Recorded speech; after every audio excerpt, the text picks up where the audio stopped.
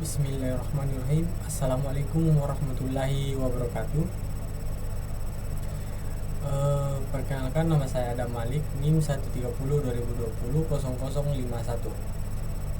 Saya akan memaparkan tugas dari mata kuliah pengujian perangkat lunak.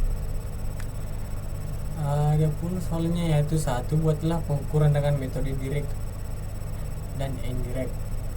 Yang kedua, tentukan kontrol kualitas, jaminan kualitas, dan biaya kualitas. Adapun studi kasus yaitu perbandingan kadar HDL kolesterol metode direct dan indirect. Adapun metode direct. Metode direct dalam konteks pengukuran kualitas layanan adalah pendekatan evaluasi atau penilaian yang dilakukan secara langsung terhadap elemen-elemen yang diukur. Adapun penjelasan metode indirect. Metode indirect adalah pendekatan pengukuran yang tidak langsung melibatkan interaksi langsung dengan pengguna atau sistem, tetapi lebih bergantung pada data sekunder, analisis otomatis atau interpretasi hasil dari pengukuran lain. Adapun tabel pengujian indirect bisa dilihat pada metode direct ada min 46,43, ada median 46, ada min 10, ada max 84, dan ada SD 12,73. Dan adapun pada metode indirect min-nya itu 37,38, ada median 38, ada min 7, ada max 69, ada SD 11,49. Adapun kontrol kualitas. Kontrol kualitas fokus pada proses evaluasi dan pengawasan untuk mendeteksi dan memperbaiki kesalahan. Dalam konteks penelitian ini, kontrol kualitas meliputi: yang pertama, hasil dari kedua metode diperiksa secara berkala untuk memastikan bahwa tidak ada outlier atau hasil yang tidak wajar. Yang kedua, penggunaan uji statistik seperti uji sampel berpasangan untuk menganalisis perbedaan antara kedua metode, memastikan bahwa hasil yang diperoleh signifikan dan dapat dipertanggungjawabkan. Yang ketiga, melakukan audit terhadap proses pengambilan sampel dan analisis untuk memastikan bahwa semua prosedur diikuti dengan benar dan tidak ada langkah-langkah yang terlewat.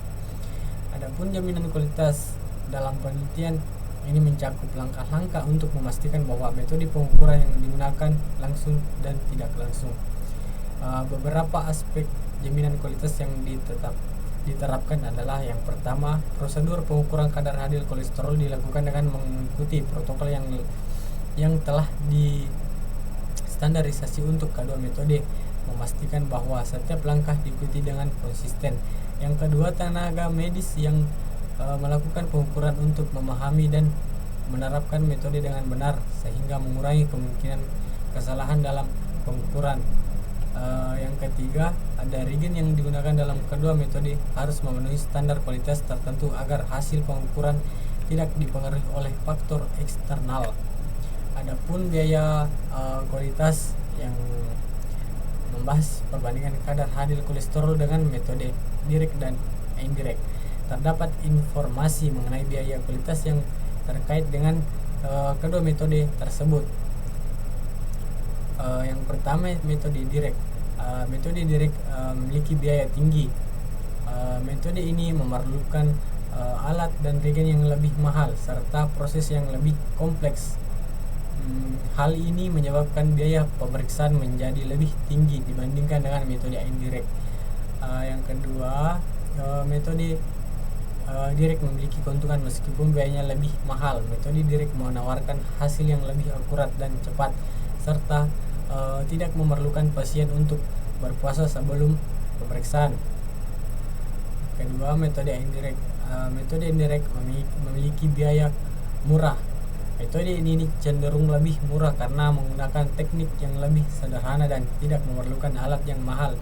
Namun, prosedurnya bisa lebih panjang dan memerlukan waktu lebih lama untuk mendapatkan hasil. Adapun kerugian pada metode indirect, meskipun biaya lebih rendah, metode ini memungkinkan hasil data yang kurang akurat dibandingkan dengan metode direct.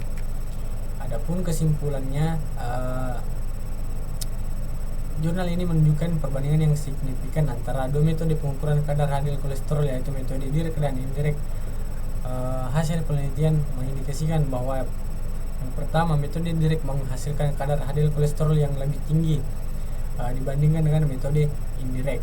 Yang kedua, meskipun metode direct memiliki biaya yang lebih tinggi karena memerlukan alat dan reagen yang lebih mahal, keuntungannya terletak pada kecepatan dan akurasi hasil pengukuran. Yang ketiga, penelitian ini menekankan pentingnya penetapan jaminan kualitas dan kontrol kualitas dalam proses pengukuran.